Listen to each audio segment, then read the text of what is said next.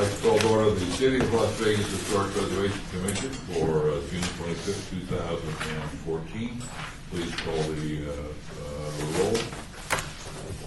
Chair Stotles? Here. Vice Chair Leahy, White? Here. Member Bellis? Here. Commissioner Hosh? Here. Commissioner Clank? Excused. Commissioner McMillan Arnold? Present. Commissioner Levine? Excused. Commissioner Beck? Here.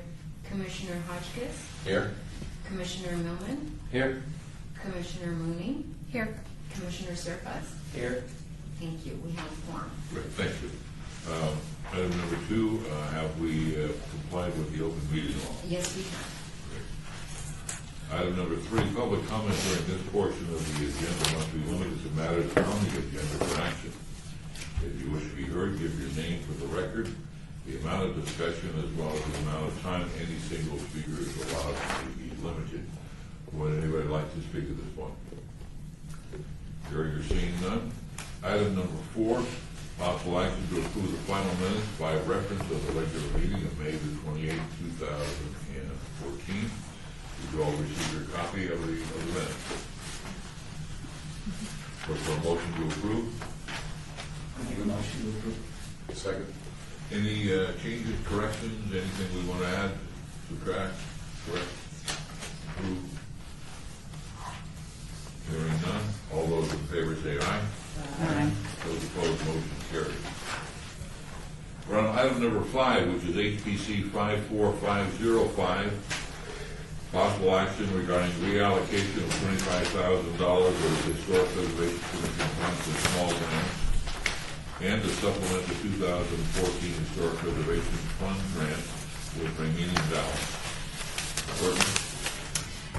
At the last Historic Preservation Commission meeting, the Commission requested an item on this agenda to approve the reallocation of $25,000 from the operating fund to the small grant fund, and the dedication of that remaining funds in the operating fund towards supplementing the 2014 HPF grant to include the World War II Housing Historic Context and Windshield Survey. Dedicating the remaining operating funds will encumber that entire fund. The small grant fund, even after today's vote, will remain at zero pending approval at the next Centennial Commission meeting of the request to amend the current MOU between the Commission and Las Vegas Centennial. And staff recommends approval of the dedication of the remaining $27,007 in operating expenses, and reallocating the $25,000.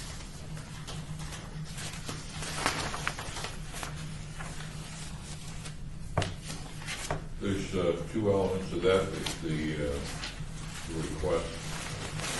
I understand the president request to go to Centennial to move the money over, and then to spend the remaining $27,000,057 to the windshield survey. Any questions? Comments? Bob? No. Look for a motion to approve. So moved. Second. We have a second. Any further discussion?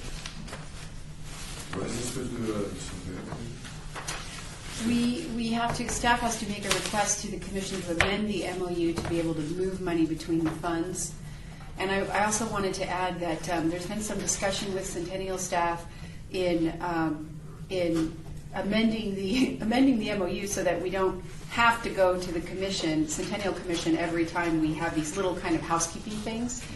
And it would be something that could be signed off by, say, the city manager and Esther as executive director of the Centennial Commission. So that may be also on the next Centennial agenda, but hopefully we can kind of, streamline some of these smaller kind of housekeeping things. When is the next meeting? July 21st, I believe. It's a Monday. Any further questions? Hearing none, all those in favor say aye. Aye. Those opposed? Motion carries unanimously. Right now, item number 6, which is HPC 54503, for a possible action regarding the request to amend the First Amendment to the amended and restated memorandum of understanding between the Commission for the Las Vegas Centennial and the City of Las Vegas to increase the Historic Preservation Commission's budget to $100,000, approval of specific projects to be funded by this amount, and amend the approved project categories to include education and public outreach. And I did practice that. So, Courtney, why don't you lead us through that sentence? Okay. So, at the May 28th meeting of the Historic Preservation Commission, the Commission directed staff to request another amendment to the current MOU between the Centennial Commission and the City of Las Vegas that would increase the HPC's overall budget to $100,000. The Commission also directed staff to request additional funds for fiscal year 2014-2015 from the Commission from the Centennial Commission to complete historic preservation projects within the scope of the current MOU, and also directed staff to provide the HPC with a list of projects to be completed with the additional funds. So, I compiled a list of projects that are associated with the general project categories that are already included on the current MOU. I also added what's not on the current MOU is the public outreach and education and Historic Preservation and Archaeology Awareness Month. Those two specific items were not on the current MOU, so I added those to the draft revisions that will be submitted to the Centennial Commission for approval. So staff is looking for approval of the request to increase the budget, ask for the additional funds, and also prioritize these projects that are listed under the project list.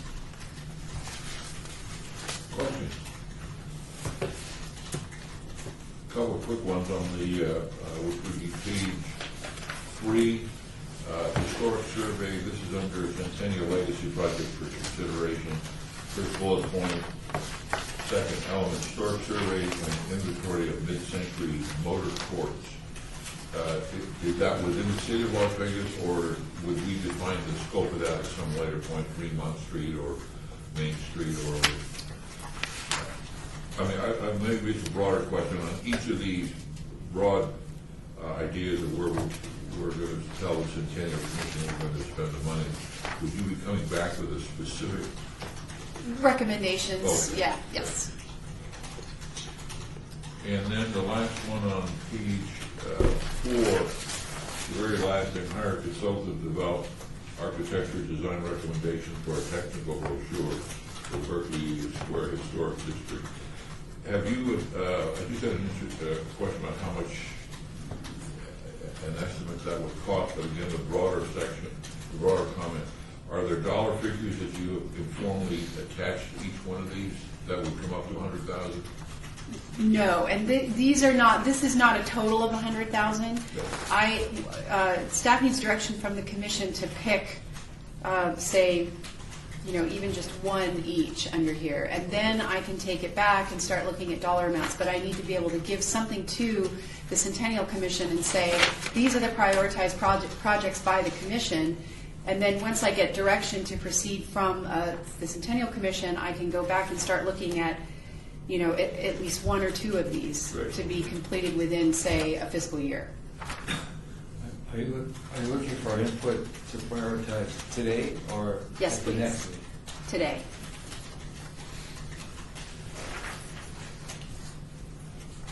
Within each category, or of the categories themselves that you put out to prioritize that way? Within each category would be good if we could narrow it down to at least one. I wanted to add the only one that we might be having to choose both would be that first bullet, historic resource survey and inventory, only because another item on the agenda is previously was reallocating that funding towards that World War II historic context, so we'll already be doing that.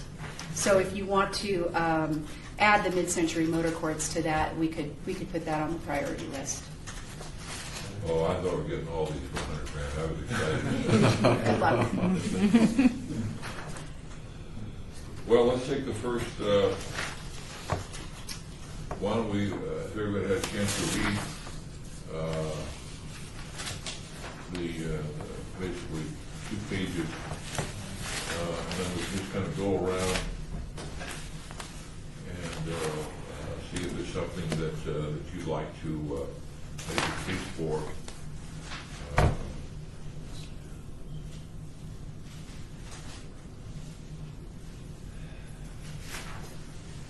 Well, I mean, we can make a case for any of them, it's just a matter of prioritizing, right? So would you like, for example, Courtney, under legacy project, there's 1, 2, 3, 4, 5, 6, 7. Would you like to put that in order? Or say, here's our top 2 choices? How would you like to prioritize? Well, the other solution might be that if it's very difficult to choose, I can bring all of these to the commission and then start researching costs. And that might help kind of, look at which ones could be done within a fiscal year. And it would also show them why we need an increase, because Correct. we have all of this on our agenda. I think it makes some sense. There is a question, though, that I suspect that folks on the Centennial Commission will say, well, how much are you going to spend on commissioner training? And there may be some request from your part to say, well, approximately this or that. They may not, but if we're leaving this with this group, and you would be telling them, these are the projects, but if we did them all, it would be more than $100,000. And we're going to just give us $100,000 and let the HPC decide. And there's some squishy ground there. Well, with the understanding that all of this cannot be completed for $100,000, that this would be, I would research the costs, bring them back to you, and then we could decide at that point which ones. But at least they have it gives the commission the freedom to choose which ones based on the cost, because the Centennial Commission has already approved them as possible projects. Any other thoughts on how we should proceed? I think the fact that we present all of them, that they're researched according to costs, and that the Centennial Commission understands that this is our interest, this is our request for this $100,000, but that we as a commission understands that not all of these can be done, and that I think should be the commission's decision to prioritize such things, to prioritize what's important. It should be our decision to do that. So I think what Courtney just said is more than accurate. The question, though, is do we prioritize in front or back? I'd say we prioritize at back. After she's taken it, all of these is what she said. You take them all, she'll build cost effectiveness on all of them, she'll present them to the Centennial Commission, and then when they approve it with positive thinking, when they approve it, she comes back with these, and then the commission will vote on prioritizing what's important for the year. Maybe that give us even more money. Yeah, I was thinking that if we go in with a list with dollars, figures roughly attached to each one, totally more than $100,000, asking for $100,000, they may, because they've got money that they want to get rid of, either give us the 100 because we're asking for an increase, or B, give us something above 100 because they know we can properly account for the money and it being spent. We've got a couple things going on. We have, first of all, Courtney, you couldn't do all these things on your own. So part of what we're going to, part of the request is going in a different item, I presume, or part of our package, but not out of the $100,000, is the hiring of somebody. That's a separate money we're requesting. So we're not just requesting $100,000. We're also, I suspect that person probably would have to fund $45,000 to $50,000 for that position, or we would ask the Centennial Commission to do that. Does she not have that position written here under research and documentation? Hire a consultant? Oh, that's just That's it. for different. Yeah. That's a different. Right. Okay. All right. I, So, Seven. Courtney? I support going in with the full list, with the idea that this is what the commission wants to do over time. That the money being asked for won't cover it all, but at least they can see that what we're looking at down the road, and they know that we understand that that money's not going to cover all of this. But I'd like to see them have an idea of the scope of the work that needs to be done. I think it would be a benefit, though, that what Don said, there's a potential, I know maybe you can't do it. It would take too much time and resource. But the Centennial Commission is basically a money committee, and so they're going to be looking at, I just think they're going to ask you how much each one of these things is going to cost, or what would the total package cost. So I was left with the impression when I read it, wow, I can get this for $100,000, I'm in. Apologize. But she's gonna cost it out. She just Are said you? it was gonna be. Yeah, I can, yes, I've got about a few days to work with Centennial staff to try to get some very general costs out. Right? Yeah. And then we have people on that commission who might speak in favor in such a, So if you go with an estimate, and that would basically be what it is, without you having to sit down and finish Yeah. the whole penny thing. So you go in with an estimate, and for all the projects, and that's what we're asking for. So we'll have an idea, and then we make, when they approve it, positive thinking again, and give us all that money and more. and maybe we have friends on that commission, who knows? Then we'll come back and make, prioritize the issues that we're going to do over time, as Commissioner Beck said. Any further discussion? Okay. Comment? I move approval. Or we don't have a motion, look for a motion. I move approval. A second. We have a second. Further discussion? Audience? Hearing none, all those in favor say aye. Aye. Those opposed, motion carries.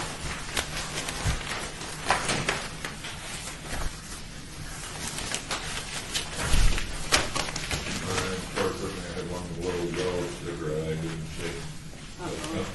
It's too late. Yeah. Public comment. Thank you. I'm trying to be quiet today. Jim Jr. What period are we asking the money for? Because I noticed in the amended, it's not listed as, it doesn't have a time period. How will that get paid, or when will? That would be fiscal year 2014 and 15. Right? Yes. We passed the item, but maybe we can discuss it when, if we get the money, we can talk a little more about camp. When we get the money, the training. We did that once before, several years ago. It seemed to be pretty productive, so. It was great, and I'd like to do it again. So. Has everybody seen that it's, mine was buried in the media material. It's right there, yes, it's right before the Huntridge in the media material. So if we get the money, we can look at that option of having them come in for a couple of days. Oh, it was probably in the newsletter. It was part of the NAPSI newsletter. There you go. Okay.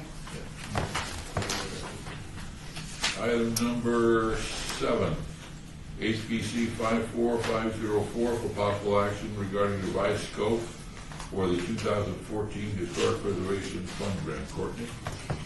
On May 28th, the draft Phase 2 Huntridge Neighborhood Survey was approved with comments by the Commission. The findings were similar to those of the Phase 1 Huntridge Neighborhood Survey, which was completed in 2005.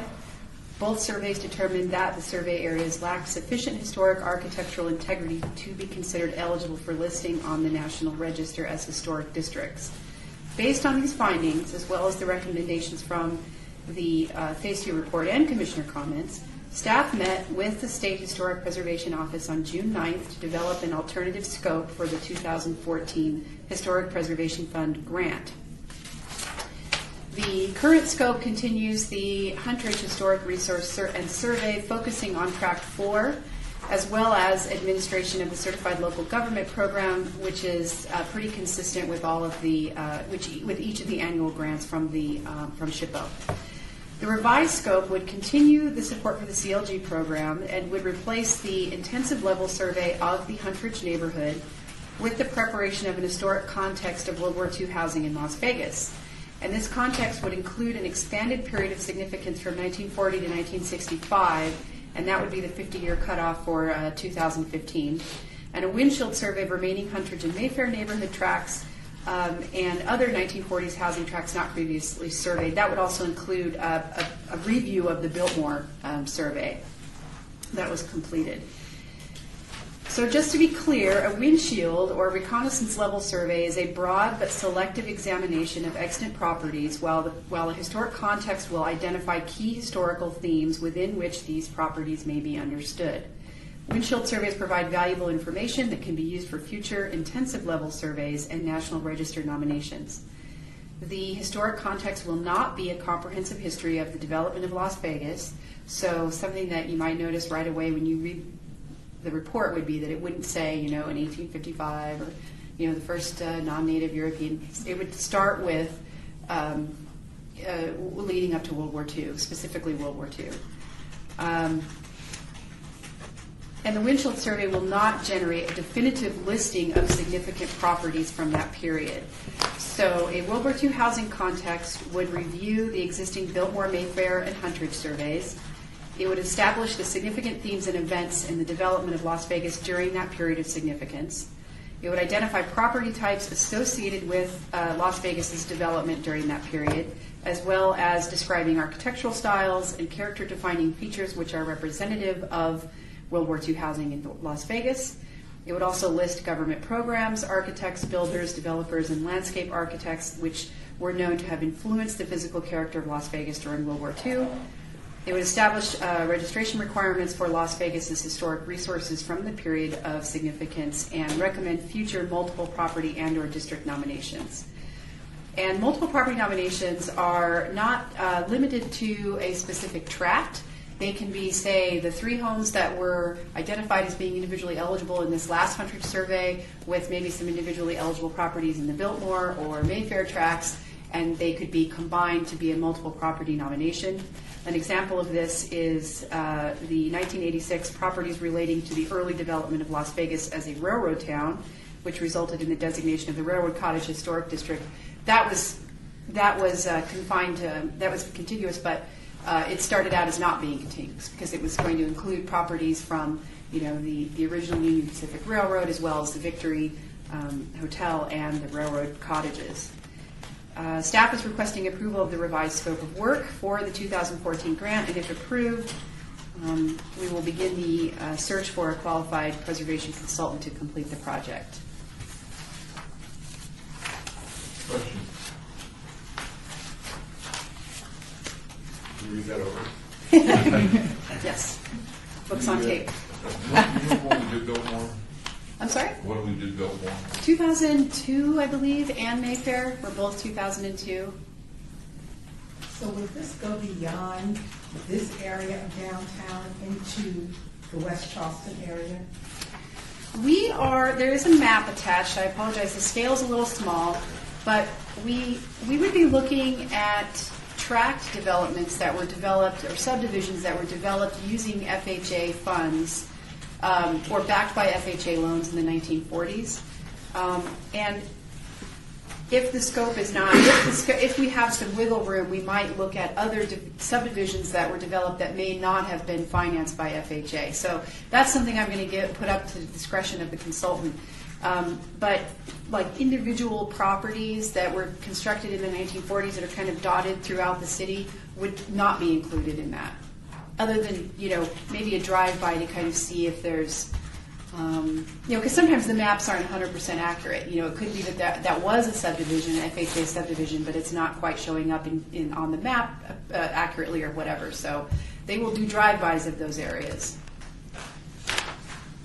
So this is a little different, in that this is more thematic than specific located. Correct. That's a little different than what we've done before, right? Right. I like it. I mean, it's almost more like an academic paper than it is a typical survey. Look, you have a theme first, then you look at various places, and it's not confined to one spot. I think that's worth doing. And I think where it will help us is it will say FHA housing had these features, and when, if they find that, we recommend this section of Biltmore for further study, and if the neighborhood says, we want to be a district, we can say, how do you compare to, the criteria that were outlined in the context, basically. So that way we're not having to redo a context every time we do a historic resource survey. The date 65 as opposed to 60 or 52, what's the magic on that? SHPO recommends a 50-year cutoff. So if we're doing this next year, that would be 65. We might actually do it. Sometimes they do. They add another 5 years, or so it would be like 1970. But that's probably going to be out of our context. And what they're looking for is, with an expanded context, are patterns of changes that have occurred that might be significant. For instance, when Peter Maruzzi was here last month, he said that right after the war, all of the carports in the Hunters, or a lot of the carports were filled in, and that was a result of the baby boomers. So, we want it. That even though that's outside of that period of significance, that's tied to World War II. So there may be other patterns of alterations that occurred in the neighborhoods that would be tied to World War II in some aspect, and we don't want to exclude those because they're not within the war period.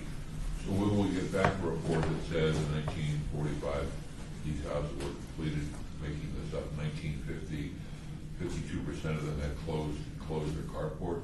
Well, that's kind of the information we're going to get back. Yes, and yeah, they will analyze those changes, and that might be, and they might come up with criteria that says if they enclose their carport, they would still be considered contributing if they enclose them with materials that were compatible with the original architecture, or if they, did not put a sliding glass door in it, or whatever. So then they'll be giving us criteria that we can then use to look at more specific nomination requests. One question. Two more on the map, the small map of the Hunters area. Just intrigued as to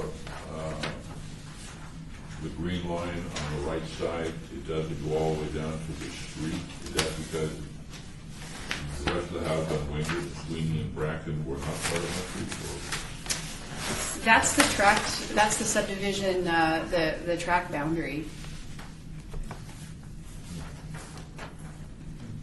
According to the county assessor.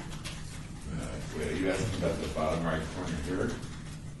To the right side over to the right, where it just sort of goes right down the middle of the block. Yeah, this is It another. does, because at the 1300 number streets are Hunt Ridge, and in the middle of that block, the 1400 number starts Ridgeway Tract, Ridgeview Tract, which So is there's totally different there's no building. street there, though. There's no street there. It's just literally Right. this house is Hunt Ridge, and the house next door is Ridge.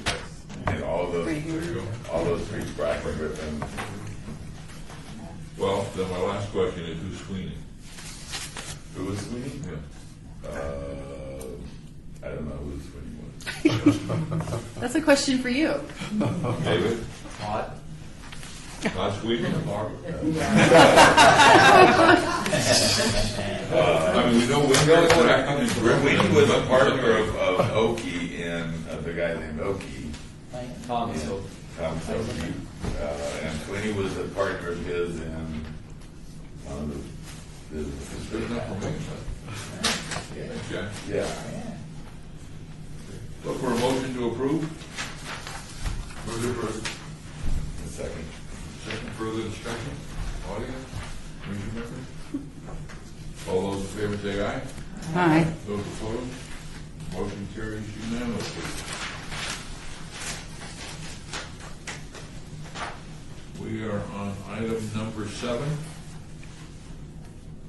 Number eight. Eight. Oh, we did 7, which is right here.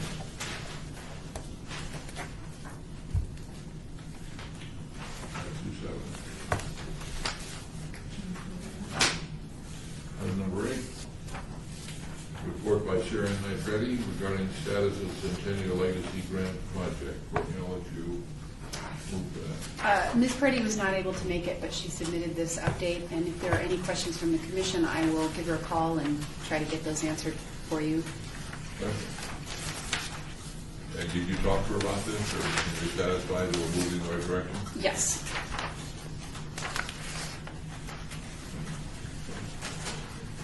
Hearing none from the audience or from the commission, let's move to item number 9. Report by the Harrison House Organization regarding the status of a Centennial Legacy Grant Project. They were contacted, but the applicant is not present. Has the money been allocated? Ben? I think most of it has. There may be a little bit outstanding. Well, from the commission, do you want a final report on this? Their final report is due in 3 months. So they're not, this was just their required quarterly update. You can wait, you want to wait, you want anything between now and then?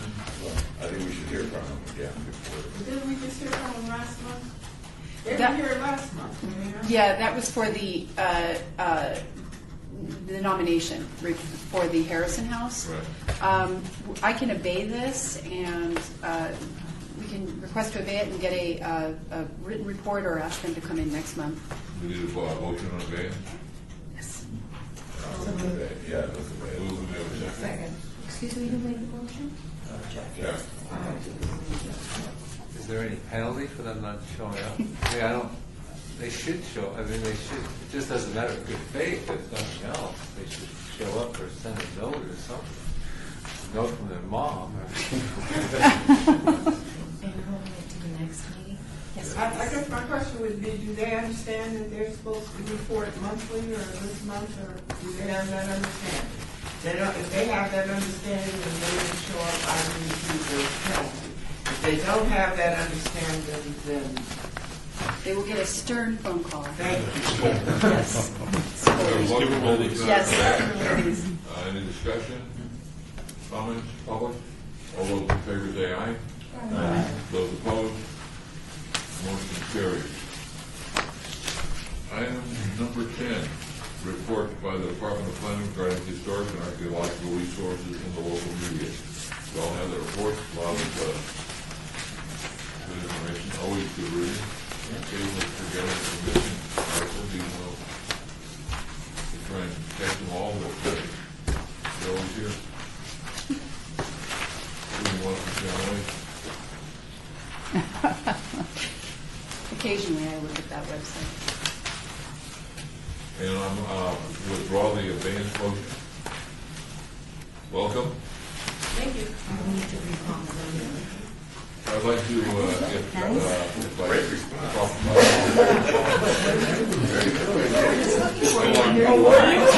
So sorry, we're right. It's just a report. Recall, is it 8? Yes, I'd like to recall item number 9, report by the Harrison House Organization regarding the status of the Centennial. Is there a formal process, or is that simply? We have to take a motion to recall, right? To be considered, right? Yeah, to be considered. We'll do it. It was a bad item. We're just hearing. Let's not to hear the abate item. Take a motion to reconsider, please. Like to, move to reconsider. So moved. Okay, sir. further discussion? All those in favor of reconsidering item number 8? Nine. Item number 9? Yes. Yes. All those in favor say aye. Aye. Those opposed? This better be a real good report. Please, for the record. Well, thank you. My name is Catherine Duncan, and I actually thought that we had given this report already, and we presented the final product, which was the Harrison House report. And we may have ourselves confused because we're also talking to the Centennial Legacy Grant Commission, and I think it's overlapping in our minds, at least in Well, we're all excited about this project, so even if we hear it a second time, we look forward to it. Okay, so Today, I'd like to report that we did complete the Emancipation Proclamation project, which was designed to bring exposure to Harrison House, which it did. We presented 7 days of activities. We had a neighborhood cleanup for 2 days. We had the city's neighborhood porch came with rakes and brooms and bags, and we had about 50 volunteers from throughout the city. So we cleaned F Street and all of the surrounding community, which got exposure on all the networks. That was Saturday and Monday. Then Tuesday we had historic storytelling at Harrison House. And we had a young lady by the name of Alpharetta Martin, who's with the National Black Storytellers Association. So she came, and we had a small audience at Harrison House, and she took us through a period in time and told us some history that, of course, I had no idea that there were black people driving stagecoaches and delivering mail.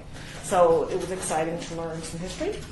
Wednesday, we had a wonderful event at the Elks Lodge. It was called a Moulin Rouge Affair. And at that affair, we commemorated the end of segregation in Las Vegas. And we did this by having a crossing, a bridge of peace and reconciliation, where we had the black leaders in the community cross the bridge with the white elected officials in a gesture of reconciliation and healing and remembering, so that we don't have to live through those days again. Thursday, our golf tournament was a wonderful flop. We only had 2 participants. And did you win? I came in second. Who's came in first? Woodrow Wiley, the president of the Get Active Foundation, beat me by 2 strokes. So that So that fundraiser was an utter flop. So we won't be sponsoring any more golf tournaments anytime in the future. But on Friday night, we did have a wonderful group of young people. We set up a stage on F Street. We had a wonderful group of people. Young people came and they put on 4 hours of nonstop entertainment. It's amazing how much talent we have among our youth here in the inner city who don't have an outlet for that talent. So that's one of our projects, is to make sure that the young people always have a place to express their feelings, because it lets out the negative energy and gives them something positive. Then on a Saturday, we had all-day blues, bones and blues. The bones was barbecue and what's the game? Dominoes. Dominoes and ribs and blues. And we had Bobby Jones was the headliner for the day. It was so windy, it blew our blues away, but we got through the day. We were there for 8 hours. And then on Sunday, Harrison House was blessed. A team came in from the Las Vegas Family Church, dressed in white robes, and they sprinkled something in the house, and they burned sage. They took out all the evil spirits from the house.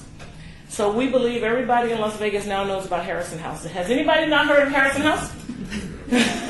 So I believe we got the exposure that we need. And since that time, we've also been awarded emergency funds by the Legacy Grant, because the roof in the house, the wind blew the roof open, and we have no AC. So they gave us emergency funds to make that happen. So we're now putting all that stuff out to bid. One thing that's going to hold up that grant, though, is getting listed on the city and state register. And I believe we'll be going in front of planning on July the 8th. And we're hoping for a positive response at that time.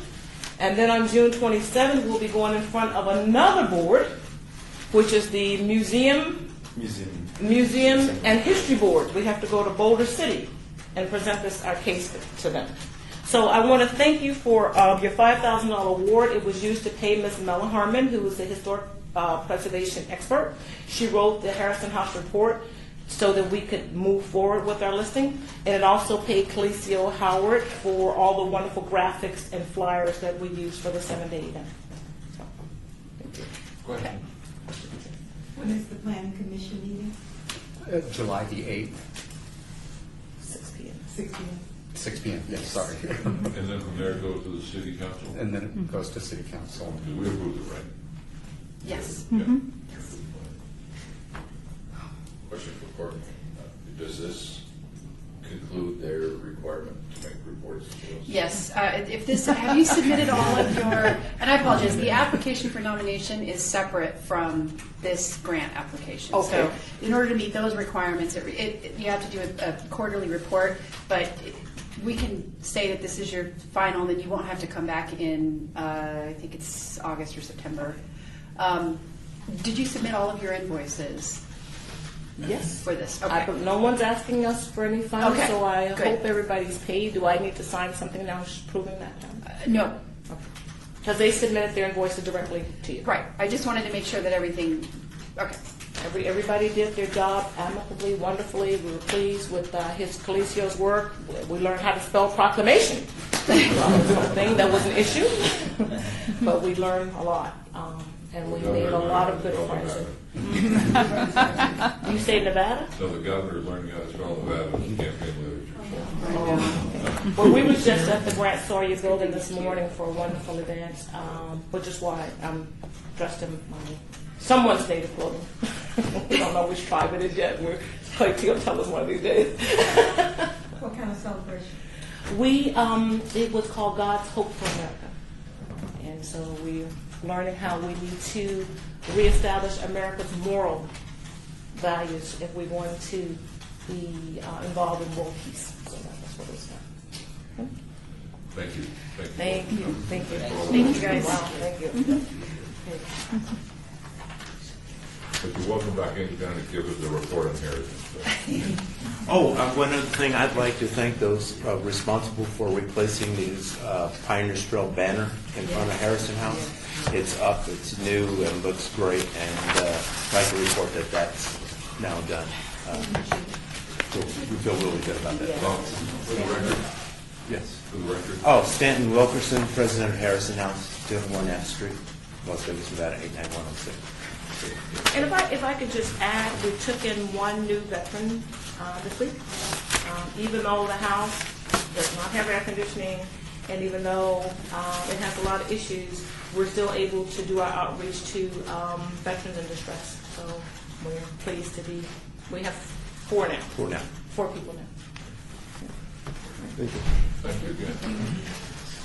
Okay. Bye bye. I think we're at number 12. Then we're back to number 11. Which is a report by the Department of Planning regarding the project update grid. The final report from ICF is due to SHPO at the end of this month, so the HBC will be getting a copy of that at the July meeting.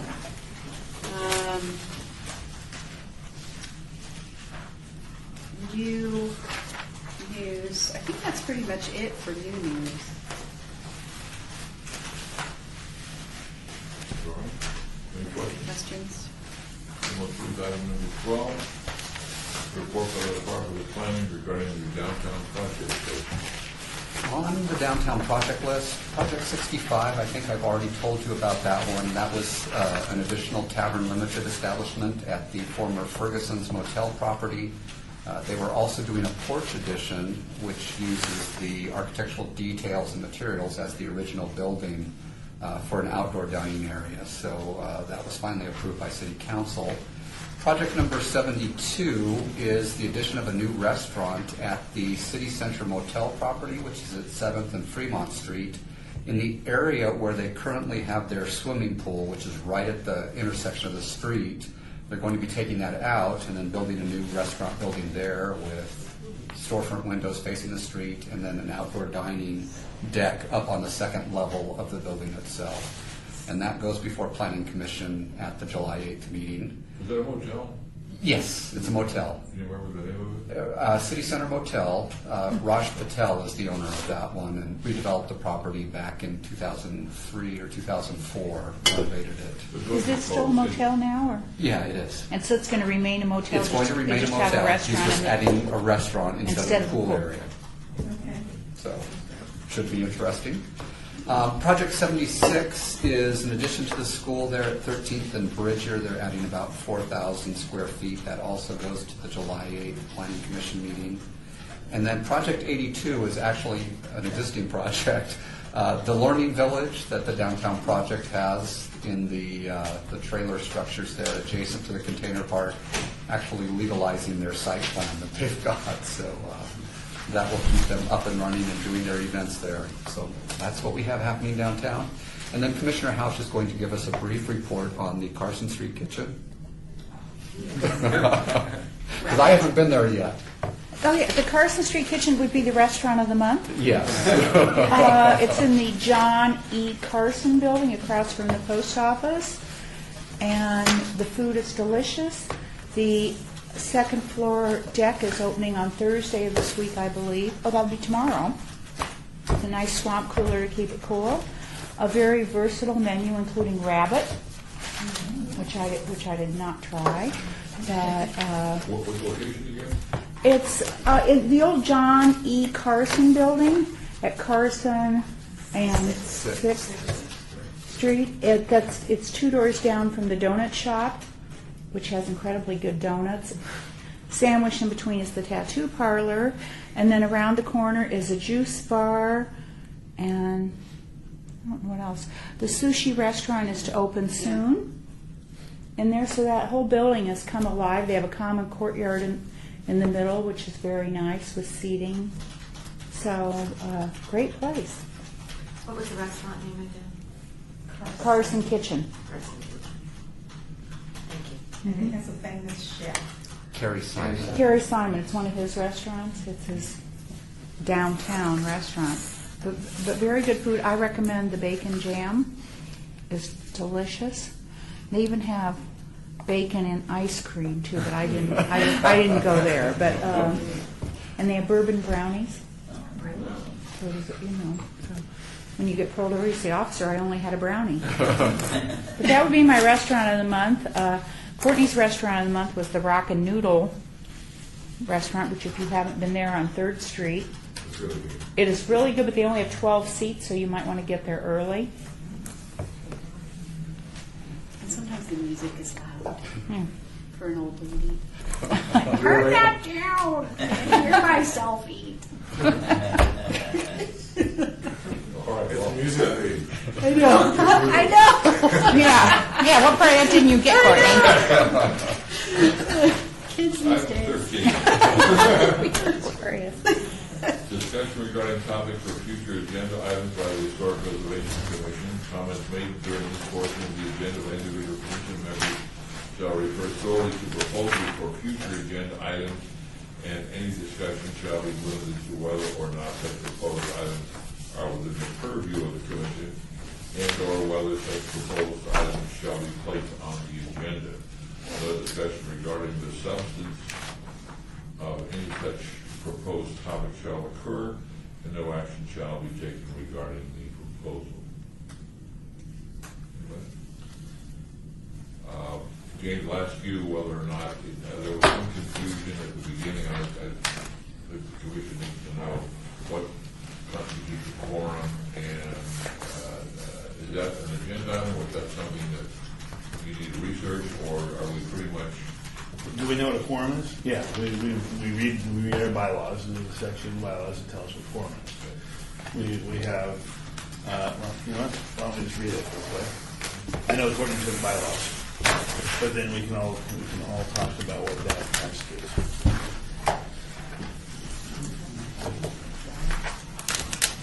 We're ready to go on the vote.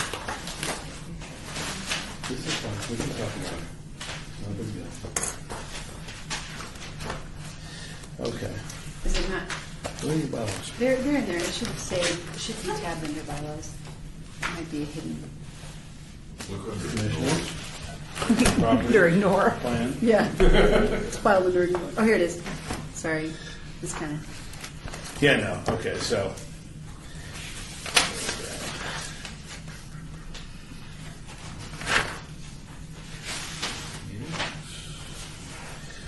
Yeah, 6 members of the commission constitute a quorum for purposes of conducting business.